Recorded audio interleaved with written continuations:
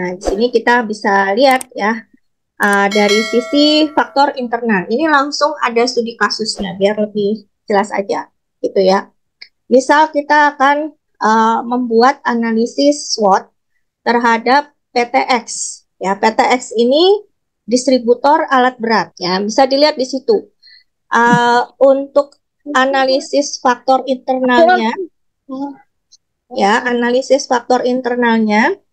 Nah, si PTX ini dia punya kekuatan, punya SDM yang bisa diandalkan.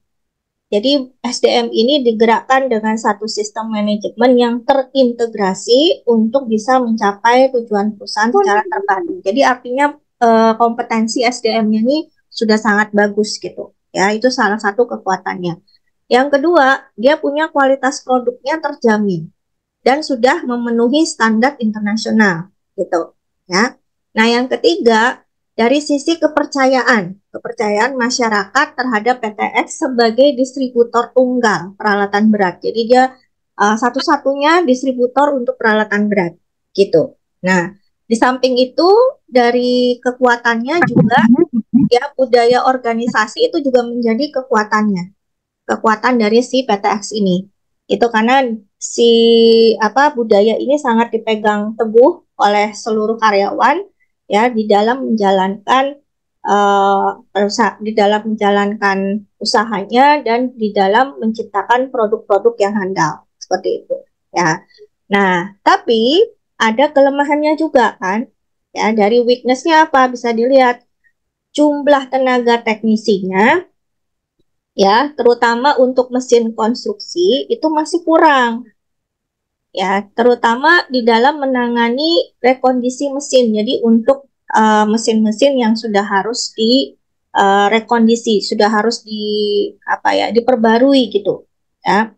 Nah, itu jumlah teknisinya kurang. Nah, lalu uh, kelemahannya juga harus ada belum ada nih ya kantor cabang pendukung gitu. Jadi perlu ya masih ada perlu penambahan kantor cabang ya untuk bisa menjangkau kebutuhan pelayanan terutama untuk di daerah-daerah terpencil ya. Nah, kemudian ada kelemahannya juga ketergantungan PT itu ya kepada perjanjian dengan supplier di dalam pengadaan unit yang secara keseluruhannya masih impor. Nah, berarti kan biayanya tinggi gitu ya. Dan koordinasinya juga kurang lancar antara para manajer dengan karyawannya, terutama koordinasi antara kantor pusat dan cabangnya gitu. Ya, itu uh, dari sisi faktor internal. Sekarang kita lihat analisisnya di faktor eksternal. Oke, boleh dibantu saya dibacakan Noviana Dewi. Siap? Bu, Oke. faktor eksternal, ancaman atau threat. Satu, bertambahnya jumlah pesaing pada pangsa pasar yang sama. Dua, perubahan teknologi yang cepat merupakan ancaman serius bagi perusahaan industri alat berat karena perusahaan harus dapat mengikuti kemajuan perkembangan teknologi. Tiga, lingkungan bisnis yang cepat berubah menuntut perusahaan harus cepat beradaptasi. Empat, kegiatan tambang yang tidak stabil maka akan berpengaruh terhadap penjualan dan penyewaan alat berat. Ya, tadi yang dari opportunity-nya sudah ya? Oke, nah bisa dilihat kan di situ ya. Jadi masing-masing punya peluang dan ancaman ya. Nah, nanti dari sini kemudian PTX itu ya distributor alat berat ini dia akan merumuskan strateginya ya dari analisis SWOT tadi. Jadi analisis strateginya itu akan dibuat berdasarkan matriks SWOT gitu ya. Itu digabungkan antara strength dengan opportunity, weakness dengan opportunity atau WO ya. Kita singkat, kemudian antara strength dengan threat, ancaman, kemudian juga weakness-nya dengan threat-nya. Nah, dari situ dibuat analisis strateginya itu ya untuk semua situasi itu tadi. Jadi situasi kita bikin 4 alternatif situasi dalam arti bagaimana strategi yang akan kita buat dengan situasi di mana ada strength, ada opportunity. Ada weakness, ada opportunity. Ada strength, ada ancaman juga. Ada kekuatan, ada ancaman juga. Ada kelemahan, tapi juga ada ancaman. Nah, ini seperti apa? Nah, di situ dilihat ternyata kualitas produk yang dipasarkan oleh PTX itu kan dia punya kualitas yang sangat bagus tadi ya, secara strength-nya gitu.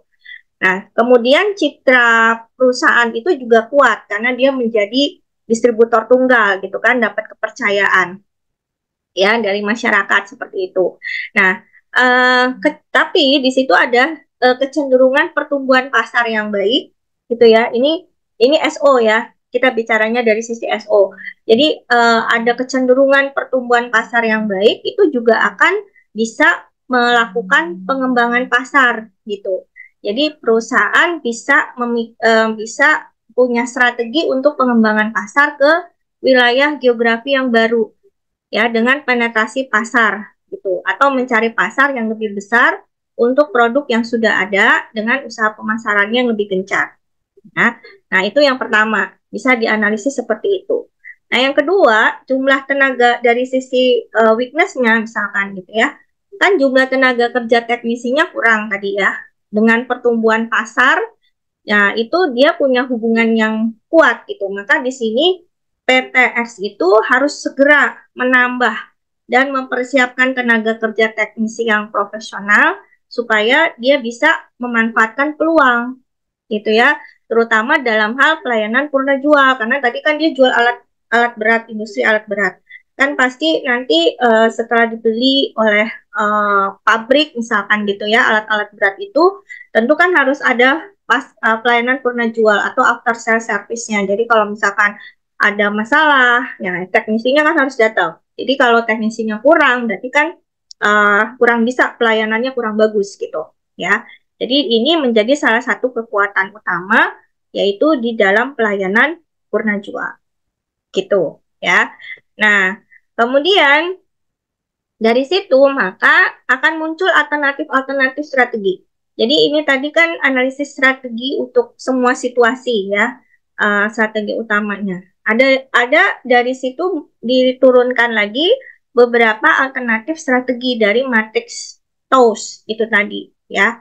Nah, dilihat dari ininya tadi ya, per kombinasinya. Strategi SO. SO tadi apa ya? SO. Ayo, ngikutin. SO tadi apa? Situasi antara apa sama apa?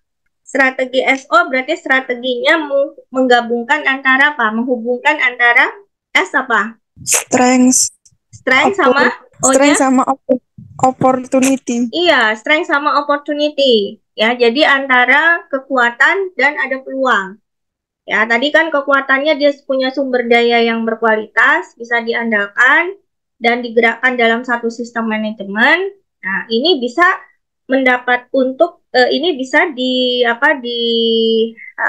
dioptimalkan untuk mendapatkan peluang dalam penetrasi pasar. Jadi SDM ini dia harus bisa harus bisa diarahkan ya di-push gitu ya untuk bisa mencari pangsa pasar yang lebih besar gitu ya. Jadi pemasarannya bisa lebih gencar, terutama orang-orang pemasarannya gitu ya. Nah, itu dari strategi SO. Kalau dari strategi WO berarti antara apa dengan apa? WO. Weakness sama opportunity, Bu. Ya, weakness dan opportunity. Berarti di sini peluang untuk masuk ya dalam mengambil pertumbuhan pasar itu ya akan berdampak terhadap PTX. Nah, jadi di sini PTX itu harus bisa segera tadi kan karena dia punya teknisi yang sedikit, yang kurang, maka harus bisa membenahi nih faktor internal dan eksternalnya gitu ya, melatih SDM khususnya tenaga teknisi gitu ya untuk bisa mendapatkan peluang ya terkait pertumbuhan pasar ya. Nah, lalu strategi ST. Kalau strategi ST apa berarti? Strength sama threat, Bu. Kekuatan sama ancaman ya. Nah, di sini kekuatan ancaman ini strateginya adalah bisa dengan mempertahankan kualitas produk yang sekarang. dan juga mempertahankan sebagai distributor peralatan berat ya, misalkan di Indonesia. Ini PTX-nya ada di Indonesia nih ceritanya. Dan menyediakan produk-produk dari merek ternama di dunia sehingga itu dia nggak terpengaruh penjualannya gitu ya dengan bertambahnya jumlah pesaing gitu di pangsa pasar yang sama gitu. Jadi dia mempertahankan kualitas produk yang sekarang ini emang udah bagus gitu. Nah, lalu ada strategi WT. Kalau WT berarti Weakness sama threat, Bu. ya, weakness sama threat berarti kelemahan dan ancaman ya. Nah, ancamannya apa? Ancamannya kan pesaingnya banyak gitu ya, bertambah gitu. Jadi bertambahnya jumlah pesaing pada pasar yang sama, terutama pesaing dari Tiongkok nih, pesaingnya nih, industri berat pemulai masuk gitu ya. Terus dia juga jual produk dengan harga yang lebih murah, ya, maka PTX ini harus bisa strateginya mempertahankan pangsa pasar yang ada dengan mengedepankan kualitas produknya untuk bisa memberikan kepuasan kepada pelanggan gitu ya. Nah, terutama tadi ya dalam hal pelayanan purna jual gitu ya. Nah, ini contohnya. Jadi perusahaan ketika dia membuat strategi pemasaran global dengan berdasarkan analisis SWOT, maka dilakukan analisis SWOT-nya dulu, ya. Setelah itu baru dibuat matriks strateginya, ya, dari setiap kondisi. Oke, berikutnya adalah strategi berdasarkan Boston Consulting Group atau BCG kita singkat ya. Nah, ini seperti ini gambarannya. Jadi dia sama kan dibuat matriks juga ya seperti SWOT tadi. Nah, kalau di BCG ini ya di BCG matriks ini itu lebih kepada penempatan posisi. Jadi metode analisis BCG ini digunakan untuk menyusun perencanaan unit bisnis strategik dengan melakukan klasifikasi terhadap potensi keuntungan perusahaan. Jadi dia memposisikan perusahaan itu berdasarkan potensi keuntungannya. Ya, jadi di sini ada 4 kuadran ya. Jadi kuadran pertama ini posisi start, kuadran kedua itu cash flow ya, sapi perah gitu. Kuadran ketiganya itu dog ya, dan kuadran keempatnya ini question mark, tanda tanya gitu ya. Nah, jadi di sini untuk matriks BCG ini juga menjadi salah satu alat pembuat keputusan yang paling mudah bagi perusahaan karena dengan membuat BCG matriks itu bisa dibaca grafiknya gitu. Jadi orang juga bisa mudah melihat posisi di mana nih perusahaan ini berada gitu ya.